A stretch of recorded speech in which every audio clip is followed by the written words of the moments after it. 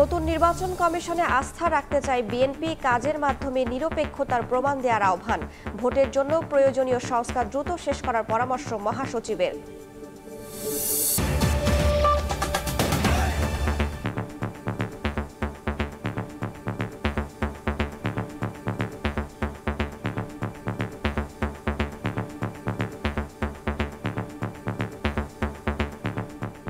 ভোরের সময়ের সঙ্গে আছি আমি রাইসা জান্নাত।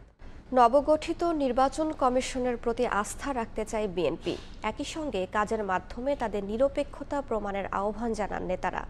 ৩ মাসের মধ্যে সব সংস্কার সম্ভব নয় মন্তব্য করে বিএনপি মহাসচিব বলেছেন, দেশ গঠনে যেসব সংস্কার জরুরি তা টেকসই হতে হবে। নির্বাচনের জন্য প্রয়োজনীয় সংস্কার দ্রুত শেষ করার আহ্বান মির্জা ফখরুলের। মিজানুর রহমানের ক্যামেরায় যশোর থেকে আহমেদ সালেহিনের রিপোর্ট। ১৬ বছরে আওয়ামী লীগ সরকারের দুঃশাসন, অনিয়ম, দুর্নীতি এবং ফ্যাসিবাদের বিরুদ্ধে দীর্ঘ আন্দোলন এবং আজকের প্রেক্ষিত শীর্ষক নাগরিক ভাবনা নিয়ে সুধী সমাবেশ যশোর জেলা পরিষদ মিলনায়তনে। জেলা বিএনপি আয়োজিত এই অনুষ্ঠানে যোগ দেন জেলার সুশীল সমাজের প্রতিনিধি সহ বিভিন্ন শ্রেণী পেশার মানুষ।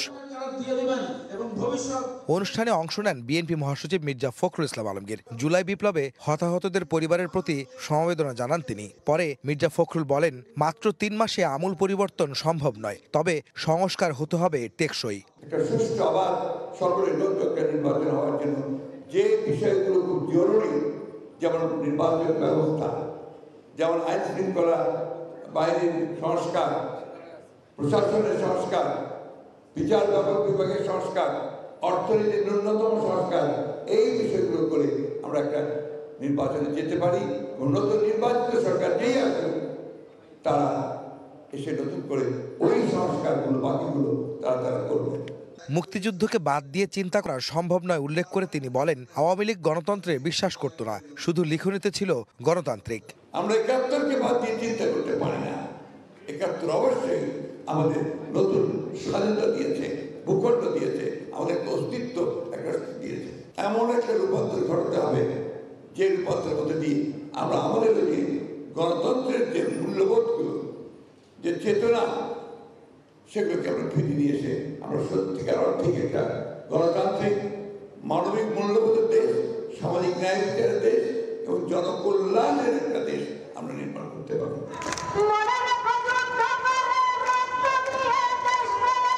এদিন জুলাই বিপ্লবে রিকশা চালক হত্যার প্রতিবাদে নয়াপল্টনে বিএনপির কেন্দ্রীয় কার্যালয়ের সামনে এক বিক্ষোভ সমাবেশে দলটির নেতারা বর্তমান সরকারের কয়েকজন উপদেষ্টার কাজের ধীরগতি নিয়ে প্রশ্ন তোলেন। কয়েকটা আপনার সুখে থাকা উপদেষ্টা এসে বড় বড় কথা বলবে আর তারা নিজের মতো করে যা ইচ্ছা তাই করবে, এইটা চলতে দেওয়া যেতে পারে না। এর আগে শুক্রবার সকালে জাতীয়তাবাদী প্রচার দলের ১৩তম প্রতিষ্ঠাবার্ষিকী উপলক্ষে বিএনপির প্রতিষ্ঠাতা সাবেক রাষ্ট্রপতি জিয়াউর রহমানের সমাধিতে শ্রদ্ধা নিবেদন করেন দলটির নেতাকর্মীরা। এ সময় বিএনপি নেতা মোয়াজ্জেম হোসেন আলাল বলেন, নবগঠিত নির্বাচন কমিশনের প্রতি বিএনপি আস্থা রাখতে চায়। নতুন নির্বাচন কমিশনের উপরে আস্থা রাখতে চাচ্ছি, তবে আমাদের অনুরোধ থাকবে যে কথা কম বলে বেশি কাজ দিয়ে সেটা প্রমাণ করার চেষ্টা করা উচিত। শুরু থেকেই একটু কম কথা, একটু বেশি কাজ, তাহলে আমরা আশান্বিত হব। অতি দ্রুত প্রয়োজনীয় সংস্কার করে নির্বাচন দিতে অন্তর্বর্তীকালীন সরকারের প্রতি আহ্বান জানান বিএনপি নেতারা। আহমেদ সালেহিন, সময় সংবাদ, যশোর। ইসি গঠনের মধ্য দিয়ে শুরু হয়েছে নির্বাচনী প্রক্রিয়া। এখন ধাপে ধাপে ভোটের দিকে এগিয়ে যাবে অন্তর্বর্তী সরকার। একথা জানান বেসামরিক বিমান পরিবহন ও পর্যটন উপদেষ্টা এএফ হাসান আরিফ। এদিকে প্রধান নির্বাচন কমিশনার এএমএম নাসির উদ্দিনের নেতৃত্বাধীন নবগঠিত নির্বাচন কমিশনের শপথ আগামী রোববার। ২০১৪, ১৮, ২৪ এই ৩ নির্বাচনে ব্যাপক অনিয়ম ও ভোট চুরির অভিযোগ রয়েছে। ৫ আগস্ট গণঅভ্যুত্থানের মাধ্যমে গঠিত নতুন সরকারের সামনে সবচেয়ে বড় চ্যালেঞ্জ রাষ্ট্র সংস্কার। সব রাজনৈতিক দলগুলো এই সরকারকে সমর্থন দিয়ে আসলেও সম্প্রতি চাপ দিচ্ছিল নির্বাচনের রোডম্যাপ ঘোষণার জন্য। এরই মাঝে বৃহস্পতিবার এএমএম নাসির উদ্দিনকে প্রধান নির্বাচন কমিশনার করে ৫ সদস্যের ইসি গঠন করা হয়। আগামী রোববার সুপ্রিম কোর্ট জাজেস লাউঞ্জে তাদের শপথ পাঠ করাবেন প্রধান বিচারপতি সৈয়দ রেফাত আহমেদ। অভিজ্ঞ ব্যক্তিদের নিয়ে নির্বাচন কমিশন গঠন করা হয়েছে উল্লেখ করে উপদেষ্টা হাসান আরিফ শুক্রবার এক অনুষ্ঠানে বলেন, এখন ধাপে ধাপে নির্বাচনের দিকে এগিয়ে যাবে সরকার। নাসির উদ্দিন সাহেবকে আমি চিনি, অভিজ্ঞ মানুষ, দক্ষ মানুষ, নির্বাচন কমিশন তো পার্ট অফ সংস্কার, আগাতে থাকবে। এদিন সকালে ঢাকা বিশ্ববিদ্যালয়ে এক অনুষ্ঠানে গৃহায়ন ও গণপূর্ত উপদেষ্টা আদিলুর রহমান খান বলেন, ফ্যাসিবাদের অবসান হলেও সংগ্রাম এখনো শেষ হয়নি। আপনারা সেইটার অবসান ঘটিয়েছেন এই জুলাই গণঅভ্যুত্থান বা বিপ্লবের মাধ্যমে। বাংলাদেশের ফ্যাসিবাদের পতন হলেও কিন্তু সংগ্রাম শেষ হয়ে যায় না, তার এলিমেন্টসগুলো বজায় থাকে, যেটাকে উচ্ছেদ করতে হয়। সংস্কারের জন্য গঠিত 11 কমিশনে তরুণদের সম্পৃক্ত করার বিষয়ে অন্তর্বর্তী সরকার ভাবছে বলেও জানান আদিলুর রহমান। সহযোগী সিভিল সোসাইটি। তাজওয়ার মাহমিদ, সময় সংবাদ, ঢাকা। আওয়ামী লীগের পুনর্বাসন ঠেকানোর হুঁশিয়ারি দিয়েছেন গণ অধিকার পরিষদের সভাপতি নুরুল হক নুরু। শুক্রবার বিকেলে চট্টগ্রামের লালদিঘিতে সংগঠনের জেলা কমিটি আয়োজিত সমাবেশে তিনি এ হুঁশিয়ারি দেন। তিনি বলেন, জনগণের বিরুদ্ধে অন্তর্বর্তী সরকার অবস্থান নিলে তাদের বিরুদ্ধেও মাঠে নামবে গণ অধিকার পরিষদ। টেন্ডার, দখল ও চাঁদাবাজি আগের মতোই আছে দাবি করে সংস্কারের মাধ্যমে নতুন রাষ্ট্র বিনির্মাণে অন্তর্বর্তী সরকারের প্রতি আহ্বান জানান তিনি। সমাবেশে গণ অধিকার পরিষদের সাধারণ সম্পাদক রাশেদ খান সহ বক্তব্য রাখেন কেন্দ্রীয় সহযোগী সংগঠনের নেতারা। আওয়ামী লীগকে পুনর্বাসনের পক্ষে যারা অবস্থান নিবে, আমরা বলতে চাই তারা ফ্যাসিবাদের দোসর, এবং আমরা বলতে পারি আওয়ামী লীগের পুনর্বাসন ঠেকানোর জন্য আবার যদি দ্বিতীয় বিপ্লবের ডাক দিতে হয়, এই চট্টগ্রামের মাটি থেকেই যেন সেই নির্বাচন, সংবিধান, বিচার ব্যবস্থা, প্রশাসন, যেই সংস্কার ছিল এই গণ আন্দোলনের জন আকাঙ্ক্ষা, সেই সংস্কার ব্যতীত কোনো নির্বাচন হবে না। অন্য প্রসঙ্গ, বিদ্যুৎ আমদানিতে গুরুতর দুর্নীতির প্রমাণ পেলে আদানির সঙ্গে চুক্তি বাতিলের পথে হাঁটবে বাংলাদেশ। এমন কঠিন সিদ্ধান্তের কথা জানালেন জ্বালানি উপদেষ্টা ফাউজুল কবির খান। নীলফামারীতে সাংবাদিকদের তিনি জানান, পিডিবি আদানি চুক্তির আদ্যোপান্ত খুঁটিয়ে দেখছেন দেশি বিদেশি আইনজীবীরা। এদিকে বিশ্লেষকরা মনে করেন, দেশের মানুষ চাইলে চুক্তি বাতিলে আদালতের মাধ্যমে মিলতে পারে সহজ সমাধান। ভারতের শিল্পগোষ্ঠী আদানির সঙ্গে 2017 সালে বিদ্যুৎ আমদানির চুক্তি করে Bangladesh power development board PDB. বিদ্যুৎ ও জ্বালানির দ্রুত সরবরাহ বৃদ্ধি বিশেষ যে আইনে এই চুক্তি করা হয়েছে, করফাকি, ইচ্ছেমতো কয়লার দাম নির্ধারণ সহ নানা অনিয়মের অভিযোগের মুখে গেল 14 নভেম্বর সেই আইনের 2টি ধারা বাতিল করেছে দেশের উচ্চ আদালত। যদি গুরুতর অন্যায় হয়ে থাকে তাহলে এগুলোকে বাতিল করারও আমরা নেব। তো সেই প্রক্রিয়াটা চলমান আছে। এবার আদানির সঙ্গে পিডিবির করা চুক্তি থেকে সরে আসতে পারে বাংলাদেশ। নীলফামারীতে সাংবাদিকদের সঙ্গে আলাপকালে এমন অবস্থান তুলে ধরে জ্বালানি উপদেষ্টা জানান, গেল বুধবার উপদেষ্টা পরিষদের সভায় 2010 সালে করা বিদ্যুৎ ও জ্বালানির দ্রুত সরবরাহ বৃদ্ধি বিশেষ আইনই বাতিল করে দিয়েছে অন্তর্বর্তী সরকার। এই আইনকে দিয়েই এই সব জিনিসকে জায়েজ করা হয়েছে। গত বুধবার দিন আমাদের উপদেষ্টা পরিষদের সভায় এই আইনটাকে পুরোপুরি বাতিল করে দেওয়া হয়েছে। তবে পিডিবি আদানি চুক্তি বাতিল করলে যেন কোনো ঝামেলা না বাড়ে, সেজন্য আদ্যোপান্ত খুঁটিয়ে দেখছেন দেশি বিদেশি আইনজীবী। চুক্তি যদি বাতিল করেন তাহলে এটা কিন্তু আদালতে চলে যাবে। তো ওই জন্য আমরা এই চুক্তিগুলোকে এখন দেশি বিদেশি আইনজীবীদেরকে দিয়ে পরীক্ষা করাচ্ছি। আদানির সঙ্গে চুক্তি বাতিল করে ভারতের সঙ্গে সম্পর্ক বৈরী করতে যাবে না বর্তমান অন্তর্বর্তী সরকার, এমন দাবি করে ক্যাবের জ্বালানি উপদেষ্টা বলছেন, জনগণ চাইলে আদালতের মাধ্যমে মিলতে পারে সহজ সমাধান। প্রত্যাশা করি না যে সরকার অনেক বড় ধরনের ঝুঁকি নিক, সেই বিবেচনায় আদানির বিদ্যুৎ চুক্তি বাতিল করার ব্যাপারে আমরা সরকারের কাছে কোনো উদ্যোগ প্রত্যাশা করি না। সম্প্রতি শুল্ক গোয়েন্দা বিভাগের এক তদন্তে জানা গেল, জুলাই পর্যন্ত আদানির কাছ থেকে বিদ্যুৎ আমদানি করে কর ফাঁকি দেওয়া হয়েছে প্রায় 40 কোটি মার্কিন ডলার। মহির মারুফ, সময় সংবাদ, ঢাকা। অবশেষে সুদিন ফিরছে চট্টগ্রামের পোশাক শিল্পে। ঢাকার শিল্পাঞ্চলে অস্থিরতার শঙ্কায় এখন বন্দর নগরীতে ভিড়ছেন বিনিয়োগকারীরা। কাঁচামাল আমদানি তো বটেই, রপ্তানির ক্ষেত্রে বন্দরের সুযোগ কাজে লাগাতে গড়ে তোলা হচ্ছে শিল্প কারখানা। পুরাতন কারখানা ভাড়া নেওয়া ছাড়াও নতুন করে জমি কিনছেন অনেকে। শাখাউত্তিপুর ক্যামেরায় বিস্তারিত জানাচ্ছেন কমল দে। সংগ্রাম এড়িয়ে নিরবিচ্ছিন্ন উৎপাদন চলছে প্রতিটি কারখানায়। আজ থেকে অন্তত 40 বছর আগে আজিম মান্নান এবং দেশ গার্মেন্টস দিয়ে বন্দরনগরী চট্টগ্রাম থেকে শুরু হয়েছিল তৈরি পোশাক শিল্পের। তবে সময়ের সাথে পাল্লা দিয়ে চ্যালেঞ্জ মোকাবেলা করে এখানকার গার্মেন্টস শিল্প এগুতে পারেনি। একটা সময় চট্টগ্রামের 700 থেকে 800 পোশাক কারখানা থাকলেও নানা জটিলতায় তা কমে দাঁড়ায় 250-তে। তবে সংকটের বৃত্ত ভেঙে ফের বাড়ছে কারখানার সংখ্যা, যা দেখাচ্ছে আশার আলো। বর্তমানে চট্টগ্রাম ইপিজেড, কর্ণফুলী ইপিজেড এবং কোরিয়ান ইপিজেড সহ নগরীর বিভিন্ন স্থানে প্রায় 450 কারখানা সচল রয়েছে, যেখানে সরাসরি কাজ করছেন 7 থেকে 8 লাখ শ্রমিক। চট্টগ্রাম গার্মেন্টস শিল্পের জন্য এবং ভারী শিল্প কারখানার জন্য বন্দর কেন্দ্রিক, অর্থাৎ র মেটেরিয়ালস আমদানি করতে হবে এবং এক্সপোর্ট করতে হবে। এই ধরনের সিচুয়েশনে চট্টগ্রামের মতো উপযুক্ত জায়গা আর কোথাও আছে বলে আমি মনে করি না। এমন বাস্তবতায় চট্টগ্রামে নতুন করে নজর দিচ্ছেন বিনিয়োগকারীরা।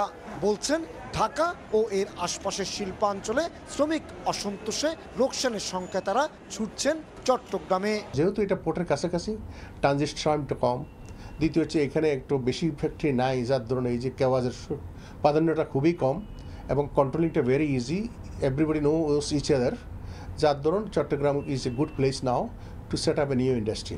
ঢাকার শ্রমিক সংঘাতের আজ চট্টগ্রামে লাগতে না দিয়ে শিল্প পুলিশ যেমন চমক দেখিয়েছে, তেমনি বিনিয়োগে আগ্রহীদের নিরাপত্তা নিশ্চিত সাজানো হচ্ছে কর্মপরিকল্পনা। শিল্পের মালিক যারা আসছেন তারা যেন তাদের নিরাপদ রিটার্নটা নিয়ে নিতে পারেন ইনভেস্ট করার পরবর্তীতে। সেই জন্য তাদেরকে আমরা সার্বিক নিরাপত্তা, যেমন বিশেষ করে আপনার টহল পার্টি বলেন, তাদেরকে যে কোনো ধরনের ডাকাতি, চুরি, ছিনতাই বা এই সমস্ত দিক থেকে তাদের রক্ষা করার জন্য আমরা সার্বিক নিরাপত্তা তাদেরকে দেবো। চলতি অর্থ বছরের প্রথম 4 মাসে 48% প্রবৃদ্ধি হিসেবে বিজিএমই এর অন্তর্ভুক্ত 250-এর বেশি পোশাক কারখানা 543 মিলিয়ন মার্কিন ডলারের পণ্য রপ্তানি করেছে। আর 3টি ইপিজেড এবং বিকেএমই এর প্রতিষ্ঠানগুলো রপ্তানির আরও কয়েক গুণ বেশি। কমল দে। শীতে ঘন কুয়াশায় শাহজালাল বিমানবন্দর থেকে ডাইভার্ট ফ্লাইট অন্য দেশে নয়, অভ্যন্তরীণ বিমানবন্দরেই অবতরণ করাতে চায় সিভিল এভিয়েশন। এজন্য শাহজালাল বিমানবন্দরে উন্নীত করা হয়েছে রানওয়ে লাইটিং সিস্টেম। এছাড়া 24 ঘন্টা প্রস্তুত থাকবে সিলেট ও চট্টগ্রাম বিমানবন্দর। এতে যাত্রী ভোগান্তি কমবে বলে প্রত্যাশা এয়ারলাইন্সগুলোর। তবে আবহাওয়ার পার্থক্য স্বল্প হওয়ায় শতভাগ ফ্লাইট অবতরণ কঠিন হবে বলছেন বিশেষজ্ঞরা। কাজল আব্দুল্লাহর রিপোর্ট। ঘন কুয়াশা, কমে আসে দৃষ্টিসীমা। রানওয়ে সীমানা দেখতে না পেয়ে উড়োজাহাজ অবতরণ শঙ্কায় পড়েন পাইলট। শিডিউল বিপর্যয়ে ভোগান্তিতে পড়ে যাত্রীরা। প্রতি বছর শীত মৌসুমে অন্যান্য দেশের মতো শাহজালাল বিমানবন্দরের আকাশ আচ্ছন্ন হয় ঘন কুয়াশায়। এতে দেশি বিদেশি অনেক ফ্লাইট ডাইভার্ট করতে হয় পার্শ্ববর্তী দেশগুলোতে। এবার ভোগান্তির অবসান করতে চায় বাংলাদেশ সিভিল এভিয়েশন। তথ্য অনুযায়ী বৈরী আবহাওয়ায় শাহজালাল বিমানবন্দরে উড়োজাহাজ ওঠানামার জটিলতা নিরসনে ইনস্ট্রুমেন্ট ল্যান্ডিং সিস্টেম বা আইএলএস প্রযুক্তি 1 থেকে 2-এ উন্নীত করার কাজ শেষ। অপেক্ষা বিদেশি ফ্লাইটের মাধ্যমে পরীক্ষার। পাশাপাশি শাহজালাল থেকে ডাইভার্ট ফ্লাইট প্রথমবারের মতো নিয়ে যাওয়ার পরিকল্পনা ওসমানী ও শাহ আমানত আন্তর্জাতিক বিমানবন্দরে। সমস্ত প্রস্তুতি সম্পন্ন হয়েছে, শুধু একটা বিদেশি এয়ারক্রাফট যারা অ্যাসেস করে, তো তাদের একটা ফ্লাইং লাগে তারা ক্যাটাগরাইজেশন করার জন্য, তো ওরা এসে ওদের সাথে যোগাযোগ চলছে আমাদের ব্যাড ওয়েদারের ভিতরে। এবার আমরা প্রথমবার চালু করছি, আমি স্ট্যান্ড বাই হিসেবে এবার আমি করছি চিটাগং শাহ আমানত ইন্টারন্যাশনাল এয়ারপোর্ট। সপ্তাহে 4 দিন 24 আওয়ার্স খোলা থাকবে এবং বাকি 3 দিন শাহ আমানত ওসমানী ইন্টারন্যাশনাল এয়ারপোর্ট 3 দিন খোলা থাকবে।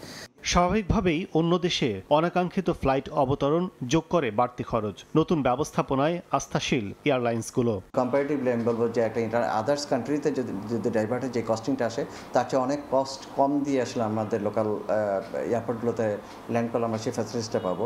বাট অনেক দেরিতে হলেও যদি এটা আমি বলবো যে ডিসিশনটা এসে থাকে এবং সেটা যদি প্রভাব আসলে আমরা পাই, তাহলে এয়ারলাইন্সগুলো বেনিফিটেড হবে। এদিকে স্বল্প দূরত্বে অভ্যন্তরীণ অন্যান্য বিমানবন্দর ব্যবহার নিয়ে শঙ্কায় বিশেষজ্ঞরা।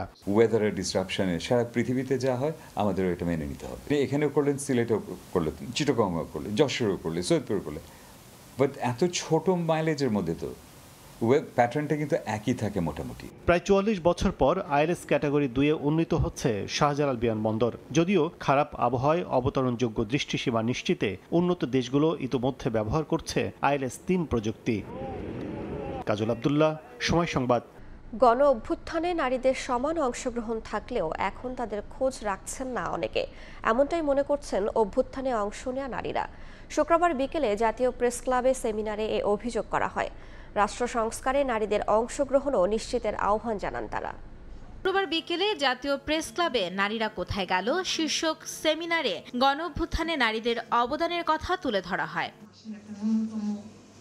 10ম শ্রেণীর ছাত্রী সামিয়া অংশ নেয় গণঅভ্যুত্থানে। রাজধানীর চাংখারপুলের এই অগ্নিকন্যা বলেন, রাষ্ট্রের প্রয়োজনে ভবিষ্যতেও একইভাবে রাজপথে নামবে নারী। দেশের বিভিন্ন প্রান্ত থেকে গণঅভ্যুত্থানে অংশ নেয়া শিক্ষার্থীরাও জানান নিজেদের অভিজ্ঞতার কথা। নারীরা কোথাও যায়নি, যতবার প্রতিবাদের কথা আসবে আমরা নারীরা ততবারে প্রকাশ্যে আসব। আমি মার খাওয়ার পর আমি প্রকাশ্যে আসতে পারি নাই। আমরা দুজন মেয়ে রাত্র 9টা বাজে আমরা ফোনের টর্চ জ্বালিয়ে গ্রাফিতি লিখতাম। কিছুক্ষণ পর বিজিবি টহল দিত। যখন ওনারা আসতো আমরা দুজন হচ্ছে ঘাসের উপর শুয়ে পড়তাম। ছাত্র আন্দোলনের দিনগুলোতে পেশাগত দায়বদ্ধতার জায়গা থেকে নিজ বাসার গ্যারেজে আহতদের চিকিৎসার ব্যবস্থা করেন চিকিৎসক অর্চি। আর নানা প্রতিকূলতার মুখেও পেশাগত দায়িত্ব পালনের সময় হামলার শিকার হন গণমাধ্যম কর্মী শামিমা সুলতানা লাবু। আহত শিক্ষার্থীদের চিকিৎসা সেবা দিচ্ছি আমাদের বাসার গ্যারেজটিতে, এবং তারা আসলে নিরাপদ স্থল ভাবছিল এটিকে। ওই নিরাপত্তার জায়গা থেকে অনেকেই আসা শুরু করলো। এত প্রেশারের মধ্যে থেকেও কতটুকু প্রচার করতে পারবেন সেটার জন্য সেই লড়াইটা তারাও করেছেন। কিন্তু এত কিছুর পরেও আমরা কিন্তু আসলে মানুষের রোষানলে পড়েছি। এ সময় বৈষম্য বিরোধী আন্দোলনের সমন্বয়ক উমামা ফাতেমা বলেন, আন্দোলনে নারীদের সমান ভূমিকা থাকলেও পরবর্তীতে তাদের অবদানের কথা কেউ মনে রাখেনি। আমি যে এতটা রিস্ক নিয়ে এই আন্দোলনের মধ্যে ছিলাম, এটা কি কম ছিল? মানে এটা কি এনাফ ছিল না? যারা এখন নানানভাবে বৈষম্যবিরোধী ছাত্র আন্দোলনের স্টেক হোল্ডার হয়ে উঠতে চান, তাদের পক্ষ থেকে দেখা যায় যে মেয়েদেরকে নানানভাবে কর্নার করে ফেলার একটা চর্চা জেলা পর্যায়ে একদম উপজেলা পর্যায়ে পরিণত হয়। গণ অভ্যুত্থানের দিনগুলোতে নারীদের সরব অবস্থানের মতো গণ অভ্যুত্থান পরবর্তী সময়েও রাষ্ট্রের সংস্কারে নারীদের যুক্ত করার বিষয়ে জোর দেন বক্তারা। মাইমুনা হায়দার চৌধুরী, সময় সংবাদ, ঢাকা। হেনা দাস ছিলেন একটি প্রজন্মের বাতিঘর, ছিলেন আজন্ম সংগ্রামী এক যোদ্ধা। একাধারে শিক্ষা ও সংস্কৃতির জন্য লড়াই করে গেছেন তিনি। শুক্রবার বিপ্লবী নারী নেত্রী হেনা দাসের জন্মশতবর্ষ উদযাপন উপলক্ষে আয়োজিত অনুষ্ঠানে এসব কথা বলেন বক্তারা। বলেন, নারী মুক্তি, চা শ্রমিক ও কৃষকদের অধিকার আদায়ে আজীবন সংগ্রাম করেছেন তিনি। ভাষা আন্দোলন, মুক্তিযুদ্ধ, স্বৈরাচার বিরোধী আন্দোলন সহ তার জীবদ্দশায় হওয়া বাঙালির সব মুক্তি সংগ্রামে সক্রিয় ছিলেন হেনা দাস। এ সময় তাকে একটি প্রজন্মের বাতিঘর বলে পরিচয় করিয়ে দেন বক্তারা। যে হেনাদির জীবন আলোক্য, আসলে এটা কি এখন যারা আমরা রাজনীতির যে সাধারণ চল হিসাব সেই হিসাব দেখি, সেইটা কি অনেকে চিন্তা করতে পারি যে এইরকম একজন নারী তিনি তার জীবনকে কিভাবে শুরু করেছিলেন, সেই একেবারে চা শ্রমিক আন্দোলন থেকে শুরু করে কোথায় তিনি ছিলেন না, এবং যেখানে তিনি ছিলেন নিবেদিত হয়েছিলেন। মানুষের জীবনের মুক্তির জন্য তিনি নিজেকে নিবেদন করেছেন এবং যে কোনো শ্রেণী পেশার বৈষম্যের বিরুদ্ধে তিনি রুখে দাঁড়িয়েছেন। মুক্তির সংগ্রামে তিনি সবসময় আজীবন নিজেকে নিবেদিত করেছেন। কি দেবে না সম্পূর্ণ তাদের সিদ্ধান্ত। এ বিষয়ে বর্তমান সরকারের কোনো মন্তব্য নেই বলে জানান বেসামরিক বিমান পরিবহন ও পর্যটন মন্ত্রণালয়ের উপদেষ্টা AFM হাসান আরিফ। শুক্রবার দুপুরে গাজীপুরের শফিপুরে নবনির্মিত ওয়ামি কমপ্লেক্সের উদ্বোধনী অনুষ্ঠানে যোগ দিয়ে তিনি কথা বলেন। আমাদের প্রতিবেশী দেশ ভারত এই মুহূর্তে ভিসার ব্যাপারে কিছুটা রেস্ট্রিকশন হয়েছে। পর্যটন মন্ত্রণালয়ের বিষয় এটা না, এইগুলো এক নম্বর।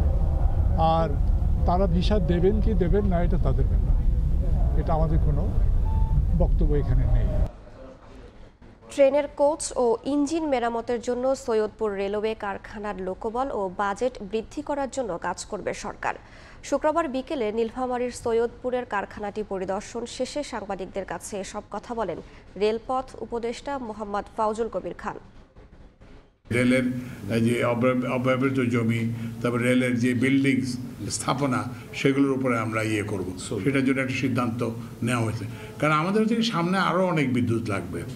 যেমন আমরা চাচ্ছি যে রেল লাইনগুলোকে, ঢাকা চট্টগ্রামে এরকম বড় বড় রেল লাইনগুলোকে জ্বালানি তেল এগুলো খুব এক্সপেন্সিভ, এটা না চালিয়ে আমরা ইলেকট্রিসিটি দিয়ে চালানোর চেষ্টা করব। গণতন্ত্র পুনরুদ্ধার না হওয়া পর্যন্ত আন্দোলন ও সংগ্রাম অব্যাহত থাকবে বলে জানিয়েছেন বিএনপির স্থায়ী কমিটির সদস্য ডাক্তার AZM জাহিদ হোসেন। শুক্রবার বিকেলে দিনাজপুরের হাকিমপুরে উপজেলা বিএনপি আয়োজিত মতবিনিময় অনুষ্ঠানে তিনি একথা জানান।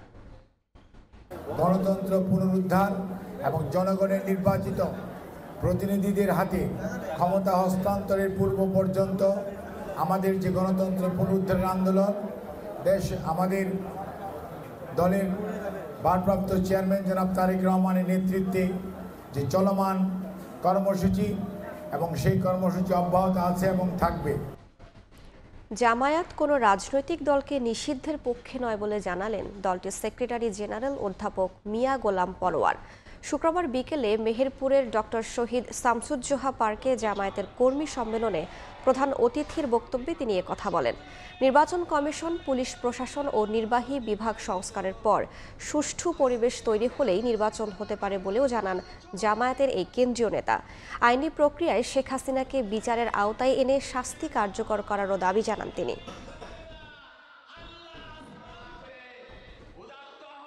আমাদের উপর যে জুলুম করা হয়েছিল, সরকার অন্যায়ভাবে করেছিল, তা আমি নিজের জন্য যেটা পছন্দ করি না, আর একজনের জন্য আমি তো সেটা পছন্দ করি না। হ্যাঁ, তবে জাতিকে আমরা এটা বলেছি, যারা এত নিষ্ঠুর, যারা মানুষ হত্যা করে নাচানাচি করে, বিদায়ের দিন 5ই আগস্ট পুড়িয়ে লাশ ছাই করে দিয়েছে, হেলিকপ্টার থেকে দেশের লোককে গুলি করেছে, তাদের কোনো গণতান্ত্রিক অধিকার আছে কিনা, তারা ভোটে আসবে কিনা, পিপল উইল ডিসাইড, জনগণ সিদ্ধান্ত গ্রহণ করবে।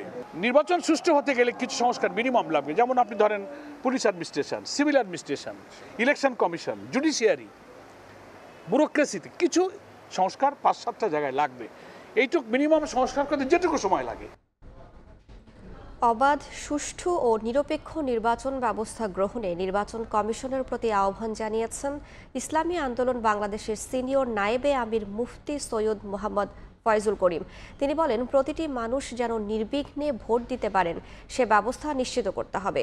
শুক্রবার বিকেলে ভোলা সরকারি স্কুল মাঠে অনুষ্ঠিত সমাবেশে তিনি একথা বলেন। বাংলাদেশের জনগণ নিরপেক্ষ, নির্দলীয়, গ্রহণযোগ্য এক নির্বাচন চায়, যে নির্বাচনে প্রত্যেকটা মানুষ তাদের ভোট অধিকার প্রয়োগ করতে পারবে, যাকে পছন্দ করবে, যেই ব্যক্তিকে পছন্দ করবে সেই ব্যক্তিকে যেন নির্বিঘ্নে ভোট দিতে পারে সেই ব্যবস্থা নির্বাচন কমিশনকে অবশ্যই করতে। জেলায় অনুষ্ঠিত হলো ইস্পাহানি মির্জাপুর বাংলাবিদ ষষ্ঠ বর্ষের বাছাই পর্ব। শুক্রবার সকালে শহরের নবাব ফয়জুন্নেসা উচ্চ বিদ্যালয় প্রাঙ্গণে এই অনুষ্ঠানের আয়োজন করা হয়। এতে ষষ্ঠ থেকে দশম শ্রেণীর সহস্রাধিক শিক্ষার্থী অংশ নেন। শুরুতেই প্রতিযোগীদের মাঝে নাস্তা বিতরণ করা হয়। পরে একযোগে শুরু হয় 40 নম্বরের সাহিত্য ও ব্যাকরণ ভিত্তিক বহু নির্বাচনী ও 30 নম্বরের অনুধাবনমূলক প্রশ্নোত্তর পরীক্ষা। প্রাথমিক পর্যায়ে উচ্চারণ, বানান ও ব্যাকরণের সুষ্ঠু প্রয়োগের ক্ষমতা যাচাই শেষে সেরা 20 প্রতিযোগীকে নির্বাচন করা হবে। পরে সেরাদের ঢাকায় মূল পর্বে নিয়ে যাওয়া হবে।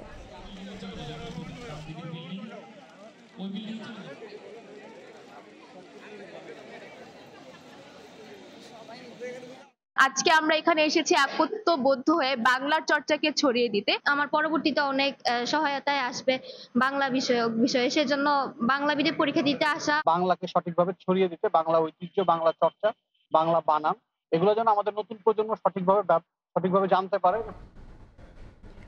জয়পুরহাটে বাজার মনিটরিং করেছে consumer association of Bangladesh cab.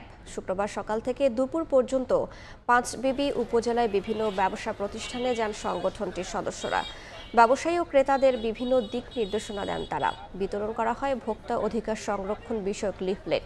ভোক্তা অধিকার নিশ্চিতে ব্যবসায়ীদের প্রতি আহ্বান জানান ক্যাব।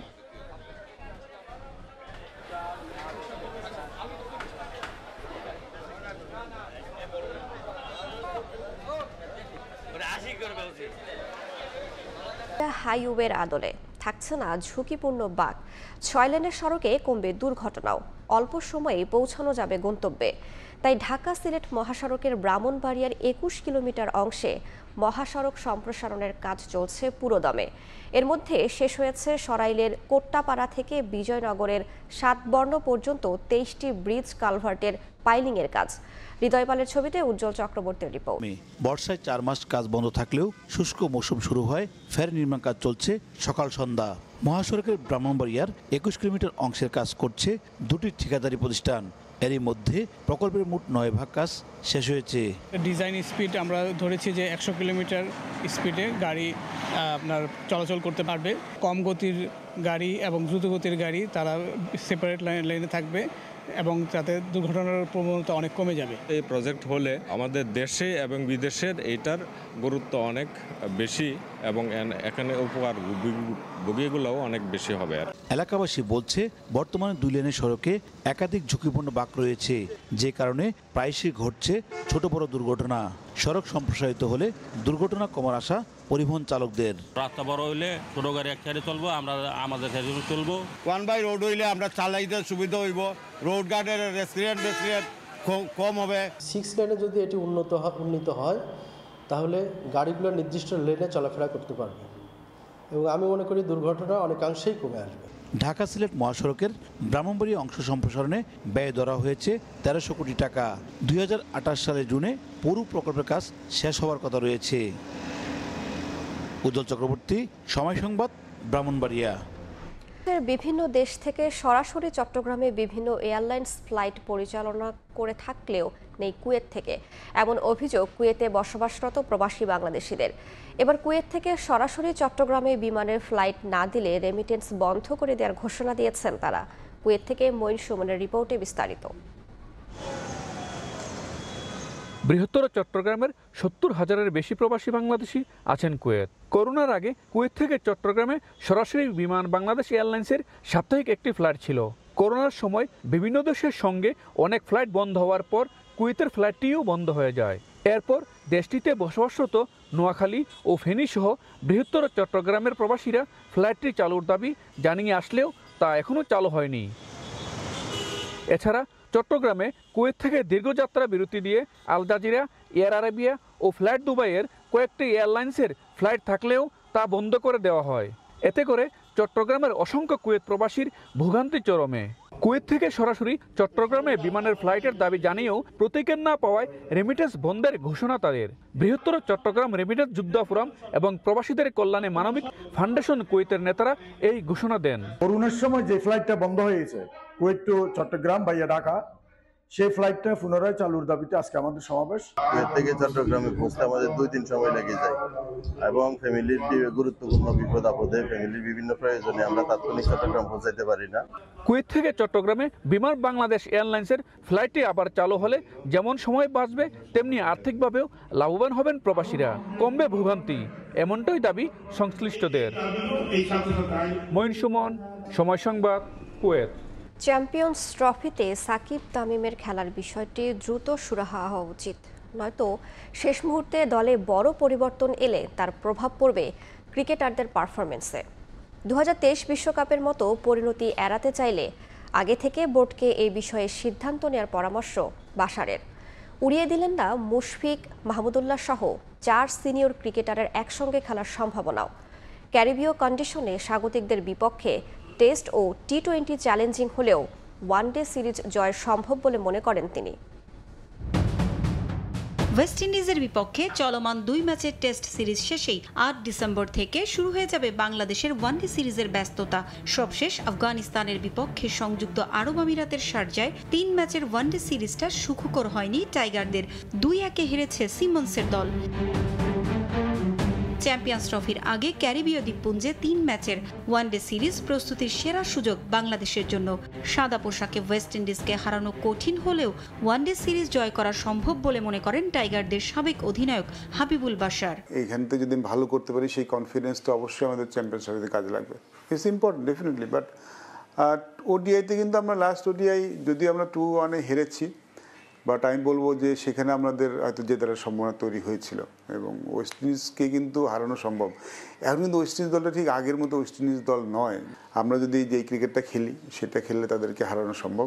পাকিস্তানের মাটিতে ফেব্রুয়ারিতে চ্যাম্পিয়ন্স ট্রফি দিয়ে ওয়ানডে ক্যারিয়ারের ইতি টানতে চান সাকিব আল হাসান। ফেরার গুঞ্জন আছে তামিম ইকবালেরও। 2 ক্রিকেটারকে পাওয়া যাক বা না যাক সে বিতর্কে যেতে চান না বাশার। তার মতে চ্যাম্পিয়ন্স ট্রফির মতো বড় আসরে শেষ মুহূর্তে দলে পরিবর্তন না আসাই ভালো। এ যাত্রায় বাশার মনে করিয়ে দিয়েছেন 2023 বিশ্বকাপে শেষ মুহূর্তে দলে পরিবর্তনের মাসুল দিতে হয়েছিল টাইগারদের। সেই ঘটনা এখনো মনে আছে দেশের ক্রিকেট প্রেমীদের। দ্রুত এ বিষয়ে পরিষ্কার সিদ্ধান্ত আসা উচিত বলে মনে করেন তিনি। উড়িয়ে দিচ্ছেন না মুশফিক মাহমুদুল্লাহ সহ 4 সিনিয়র ক্রিকেটারের একসঙ্গে খেলার সম্ভাবনাও। তামিম, সাকিব, মুশফিক, মাহমুদুল্লাহ এদেরকে আপনি লাস্ট মিনিটে ইনক্লুশন করলে কিন্তু কোনো সমস্যা নেই, because this guys are proven international cricket তারা খেলেছেন, তারা তাদের রোলটা খুব ভালো করে জানেন। তো তাদের জন্য অ্যাডাপ্ট করা একটা সিরিজে কিংবা তাদেরকে নিয়ে টিম মানিয়ে নেওয়াটা কিন্তু সমস্যা নয়। সমস্যা হলো তখন আমি যদি নতুন কোনো প্লেয়ার আমাদের ট্রাই করতে হয়। আমি কিন্তু এই জিনিসটাই বলার চেষ্টা করছি যে যদি নতুন কোনো প্লেয়ারকে নিয়ে যদি আপনি ট্রাই করেন গুরুত্বপূর্ণ সিরিজে, that is a problem for that player এবং ফর টিম অলসো। সিনিয়ররা দলে থাকলে জুনিয়র ক্রিকেটারদের তৈরি হওয়ার পথ সহজ হবে বলেও মনে করেন বাশার। আমাদের নতুন খেলোয়াড়রা কিন্তু এখনো তৈরি হননি, তো তাদের তৈরি হওয়ার জন্য কিন্তু এই খেলোয়াড়দের সাথে থাকাটা খুব ইম্পর্টেন্ট। পারভিন আক্তার, সময় সংবাদ, ঢাকা। শিরোপা জয়ের পর না পারলেও এবার টুর্নামেন্ট শুরুর আগে বরিশালে বিপিএল ট্রফি নিয়ে যেতে চায় ফরচুন বরিশাল। তামিম, মাহমুদুল্লাহ, মুশফিকদের সঙ্গে নিয়ে উদযাপন করার পরিকল্পনা ফ্র্যাঞ্চাইজি স্বত্বাধিকারী মিজানুর রহমানের। জানিয়েছেন স্থানীয় নেতা ও প্রশাসনের অসহযোগিতায় লঞ্চে করে ট্রফি নিয়ে বরিশাল যাওয়ার উদ্যোগ ভেস্তে যায় দলটির। এবার রিশাদকে ঘিরেও আলাদা পরিকল্পনা আছে ফ্র্যাঞ্চাইজিটির, যার কারণে বাড়ানো হয়নি তার বিগ ব্যাশের এনওসি। বিপিএলের প্রথম আসরেই ফাইনাল খেলেছিল বরিশাল ফ্র্যাঞ্চাইজি। এরপর শিরোপার মঞ্চে আরও বেশ কবার গেলেও চ্যাম্পিয়নের স্বাদ পাওয়া হয়নি। একটা শিরোপার জন্য কীর্তনখোলাবাসীকে অপেক্ষা করতে হয়েছে 1 যুগ। বিপিএলের সবশেষ আসরে চ্যাম্পিয়ন হয় বরিশালের কোনো ফ্র্যাঞ্চাইজি। প্রথম শিরোপা জয়ের উদযাপনটাও জমকালোভাবে করতে চেয়েছিল ফরচুন বরিশাল, কিন্তু কথা দিয়েও শেষ পর্যন্ত তা রাখতে পারেনি ফ্র্যাঞ্চাইজি কর্তৃপক্ষ। অবশেষে জানা গেল তার কারণ, মূলত স্থানীয় নেতা ও প্রশাসনের অসহযোগিতার কারণেই বরিশালের ট্রফি নেওয়া সম্ভব হয়নি। প্রশাসনিক কিছু বাধার মুখে আমি পড়েছিলাম, নেওয়ার চেষ্টা করেছি। ওখানে যারা লিডাররা রয়েছিলেন তারা আমাকে সায় দেননি। যেহেতু আমাদের টপ প্লেয়ার, ন্যাশনাল টিমের টপ প্লেয়াররা রয়েছে ওখানে, আমরা যদি তাদেরকে নিয়ে যাই কোনো অঘটন করে তখন তার দায়িত্ব আমার উপরে আসবে। তারা এই ধরনের থ্রেটটা আমাকে দিয়েছে। সো ফাইনালি আই ক্যানট, মানে আমি রিস্কটা নিই যে আমি রিস্ক নিয়ে ট্রফি নিয়ে যাব আর একটা ঝামেলায় পড়ে যাব, এই জন্য যাইনি। এবার ইনশাল্লাহ আমার ধারণা এখন পট পরিবর্তন হয়েছে, হয়তো বা we can go with the trophy before BPL start.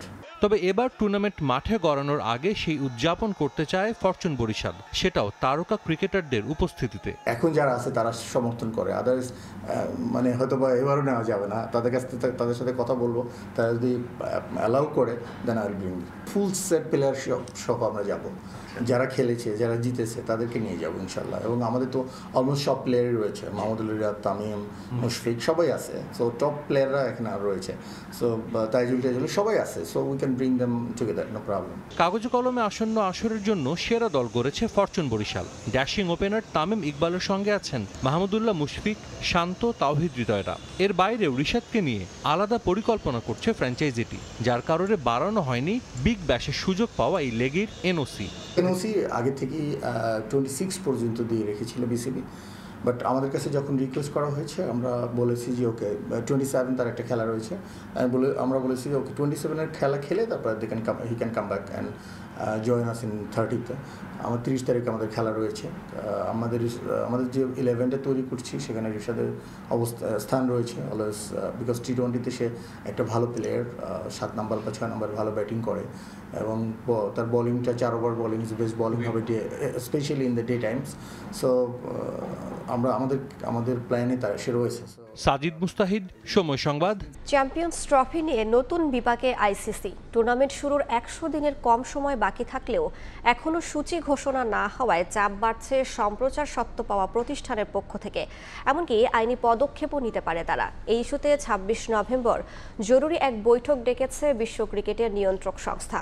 জটিলতা নিরসনে এগিয়ে আসছেন আইসিসির হবু প্রেসিডেন্ট জয় শাহ। সূত্রের খবর, বিসিসিআই সচিব থাকাকালীনই তিনি বৈঠকে বসছেন পিসিবি চেয়ারম্যান মহসিন নকভির সঙ্গে। চ্যাম্পিয়ন্স ট্রফি যেন এক সার্কাস, জটিলতা, দ্বন্দ্ব, গোলক ধাঁধা, যার শেষ কিংবা সমাধান কোথায় আপাতত জানে না কেউই। পাকিস্তানে গিয়ে ভারতে খেলার অনীহার ব্যাখ্যা চেয়ে আইসিসির কাছে পিসিবির দেওয়া চিঠির উত্তর মেলেনি এখনো। সিদ্ধান্ত আসেনি বিশ্ব ক্রিকেটের নিয়ন্ত্রক সংস্থার সঙ্গে জয় শাহের বৈঠকের ব্যাপারেও। অথচ টুর্নামেন্টের ক্ষণগণনা শুরু হয়ে গেছে বাকি 100 দিনেরও কম। আর এর ফলে নতুন বিপাকে আইসিসি।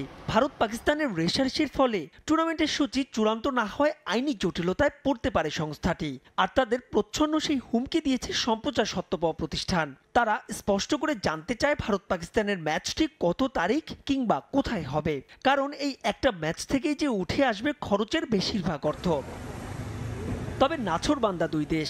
মোদী সরকারের গ্রিন সিগন্যাল না পাওয়ায় টিম ইন্ডিয়া কোনোভাবেই পাকিস্তান সফরে যাবে না। আর পাকিস্তানও হাইব্রিড মডেলে এবার আর চ্যাম্পিয়ন্স ট্রফির আয়োজন করবে না। তাই তো জট কাটাতে দায়িত্ব নিচ্ছেন জয় শাহ। ভারতীয় গণমাধ্যমের দাবি, বিসিসিআই সচিব থাকাকালীনই তিনি বৈঠকে বসতে যাচ্ছেন পাকিস্তান ক্রিকেট বোর্ডের প্রধান মহসিন নাকভির সঙ্গে। পাশাপাশি আইসিসি কর্তাদের সঙ্গেও আরও এক দফা আলোচনায় বসবেন তিনি। সব ঠিক থাকলে 1 ডিসেম্বর থেকে আইসিসির প্রেসিডেন্টের দায়িত্ব নিতে যাচ্ছেন জয় শাহ। তবে দায়িত্ব নেওয়ার আগেই জট খোলার কাজ শুরু করে দিয়েছেন তিনি। তবে আদৌ তার কথায় পাকিস্তান রাজি হবে কিনা উঠেছে সেই প্রশ্ন। ভারতীয় গণমাধ্যমের দাবি, চ্যাম্পিয়ন্স ট্রফির ভাগ্য নির্ধারণে আগামী 26 নভেম্বর এক জরুরি বৈঠক ডেকেছে আইসিসি। তবে বসে নেই পিসিবি। ইতোমধ্যে সিইও সুমের আহমেদ সৈয়দকে চ্যাম্পিয়ন্স ট্রফির ডিরেক্টর ঘোষণা করেছে তারা। বুঝিয়ে দিচ্ছে এবার আর দেশের বাইরে প্রতিযোগিতা যেতে দেবে না। এখানেই থেমে নয়, চলমান রেখেছে ট্রফি ট্যুরের সকল কার্যক্রম। এই যেমন শুক্রবার জুমার নামাজের পর বিখ্যাত মোহাট্টা প্যালেসে সরফরাজকে নিয়ে বিশেষ ফটো সেশন করানো হয়েছে। যেই সরফরাজের নেতৃত্বে সবশেষ এই আসরের শিরোপা জিতেছিল পাকিস্তান। মাহবুব রিমন, সময় সংবাদ।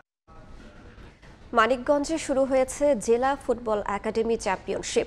এই প্রতিযোগিতার মাধ্যমে জেলা থেকে নতুন ফুটবলার তুলে আনার লক্ষ্য আয়োজকদের। নিজেদের প্রমাণের সুযোগ পেয়ে খুশি ফুটবলাররা। আয়োজনের ধারাবাহিকতা চান দর্শকরা। রমজান আলীর ক্যামেরায় মোহাম্মদ ইউসুফ আলীর তথ্য নিয়ে ডেস্ক রিপোর্ট। দীর্ঘদিন পর মানিকগঞ্জ জেলা শহীদ বিরাজ তপন স্টেডিয়ামে ফুটবল উৎসব। হাড্ডাহাড্ডি লড়াইয়ে চলতে থাকে খেলা। আসরের আয়োজন করে জেলা ফুটবল কল্যাণ সমিতি। জেলা ফুটবল একাডেমি চ্যাম্পিয়নশিপের উদ্বোধনী ম্যাচে অংশগ্রহণ করে তেওতা ফুটবল একাডেমি ও খোকন একাডেমি। ফুটবল ম্যাচ দেখতে দুপুর থেকেই দর্শকদের ভিড় মানিকগঞ্জ জেলা স্টেডিয়াম মাঠে। শুরু থেকেই রোমাঞ্চ আর উন্মাদনা ছড়ান ফুটবলাররা। তবে গোল পায়নি কোনো দল। প্রতিযোগিতায় অংশগ্রহণের সুযোগ পেয়ে খুশি ফুটবলাররা। আয়োজনের ধারাবাহিকতা চান দর্শকরা। আমাদের অনেক ভালো লাগতেছে, এরকম মনে হয় না কোনো জেলায় হয়, আমাদের এখানেই ফার্স্ট। আমরা চেষ্টা করবো যে এখান থেকে আরো ভালো জায়গায় যাওয়ার জন্য। এদের শুরু করছি সারা বছর ধরে মাঠে থাকে, একাডেমি থেকে প্লেয়ার তৈরি হয়। খেলাধুলা থাকলে বুলাবান অবশ্যই মাদক থেকে দূরে থাকবে। একাডেমি সবাই অংশগ্রহণ করে খেলতেছি, এটা আমাদের অনেক গর্বের ব্যাপার। আর আমরা চাই প্রতি বছর এটা আমাদের উদ্যোগ থাকুক। গ্রাম বাংলার চমৎকার আয়োজনে ছিলেন জাতীয় দলের সাবেক অধিনায়ক ও গোলরক্ষক আশরাফুল ইসলাম রানা। আয়োজকরা জানান, নতুন ফুটবলার সৃষ্টির লক্ষ্যেই এই আয়োজন করেছেন তারা। যুব সমাজকে মোবাইল আসক্তি ও মাদক থেকে দূরে রাখারও লক্ষ্য তাদের। 3 মাস ব্যাপী চলবে এই প্রতিযোগিতা। একজন ফুটবলার হিসেবে বা ন্যাশনাল লেভেল খেলতে গেলে কি ধরনের আসলে ডিসিপ্লিন বা ডেডিকেশন থাকতে হয় সেই জিনিসগুলো আসলে জানানো এবং এইখান থেকে পটেনশিয়াল প্লেয়ার খুঁজে আমাদের মানিকগঞ্জ জেলার উদ্যোগে বা ক্রীড়া সংস্থায় যেটাই বলি না, ডিসি মহোদয় আছে, আমাদের স্পন্সর মহোদয় আছেন, তো আমরা তাদের সহযোগিতা নিয়ে আমরা অনাবাসিক ক্যাম্প করব। সেটা ফেডারেশন থেকে অনেক ভালো মানের কোচ এনে একাডেমি লেভেল থেকে জুনিয়র লেভেল থেকে যারা কম বয়স থেকে খেলে উঠবে তারাই বিভিন্ন লিগ লেভেলে, ন্যাশনাল টিম লেভেলে খেলতে পারবে। তো তাই আমার প্রথম থেকেই ফোকাস ছিল যে আমাদের ছেলেমেয়েদেরকে, মানিকগঞ্জের ছেলেমেয়েদেরকে সাপোর্ট দিয়ে খেলাটা প্রমোট করার। এই বাছাই করার পরে আমরা তাদের প্রশিক্ষণ দেব, প্রশিক্ষণ দিয়ে তারা যাতে দেশের বিভিন্ন পেশাদার লিগে খেলতে পারে, পাশাপাশি মানিকগঞ্জ জেলা দল এবং জাতীয় দলে খেলতে পারে সেই সুযোগ তৈরি করে দেয়া। এর মাধ্যমে মানিকগঞ্জ জেলাকে খেলাধুলায় পুনরুজ্জীবিত করা। ফুটবল একাডেমি চ্যাম্পিয়নশিপে মোট 17টি দল অংশগ্রহণ করছে। গ্রুপ পর্যায়ের খেলা শেষে হবে নকআউট পর্ব। সময় সংবাদ, মানিকগঞ্জ। এ পর্যায়ে শীর্ষ সংবাদগুলো জানিয়ে দিচ্ছি আরো। নতুন নির্বাচন কমিশনে আস্থা রাখতে চায় বিএনপি। কাজের মাধ্যমে নিরপেক্ষতার প্রমাণ দেওয়ার আহ্বান। ভোটের জন্য প্রয়োজনীয় সংস্কার দ্রুত শেষ করার পরামর্শ মহাসচিবের।